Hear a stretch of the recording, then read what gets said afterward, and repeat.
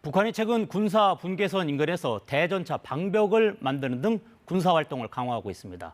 이 과정에서 얼마 전에 북한 군인들이 군사 분계선을 넘기도 했는데 오늘 오전 비슷한 일이 또 있었습니다. 군 당국은 이런 활동이 내부 통제를 강화하기 위한 조치로 분석했습니다. 임종빈 기자의 보도입니다. 오늘 오전 8시 30분쯤 중부전선 비무장지대 내에서 작업 중이던 북한군 20-30명이 군사분계선을 침범했습니다. 이들은 우리 군의 경고 방송과 경고 사격 뒤 즉각 돌아갔다고 합동참모본부가 밝혔습니다. 앞서 지난 9일에도 중부전선 비무장지대 내에서 작업 중이던 북한군 수십 명이 군사분계선을 넘어왔다가 우리 군의 경고 사격에 퇴각한 바 있습니다. 합참은 지난 4월부터 북한이 북방 한계선 등 전방 지역에 작업을 위한 대규모 병력을 투입하면서 이 같은 일이 발생한 것으로 보고 있습니다.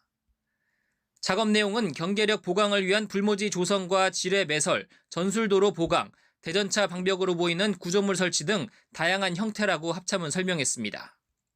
작업 과정에서 수차례의 지뢰 폭발 사고로 다수의 사상자가 발생한 점도 군 감시자산에 포착됐습니다.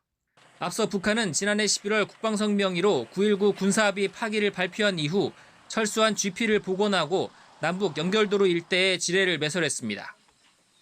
김정은 국무위원장이 지난 1월 남북 연계 조건 분리 조치를 지시한 이후에는 동해선 가로등을 철거했고 철도 침묵에 이어 레일까지 제거하고 있다고 합참은 밝혔습니다.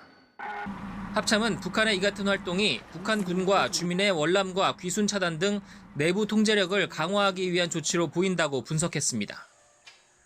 군사분계선을 이른바 국경선화하기 위한 활동과의 연계 가능성은 배제할 수 없지만 현 시점에서 단정할 수는 없다고 밝혔습니다. 합참 관계자는 북한이 기상과 작업 병력, 자재 수급 상황 등을 고려해 작업 지역을 점차 확대할 것으로 보인다고 전했습니다. 군은 우발 상황 발생에 대비해 북한군의 활동을 면밀히 추적하고 있으며 유엔사와도 긴밀히 공조하고 있다고 밝혔습니다. KBS 뉴스 임종빈입니다.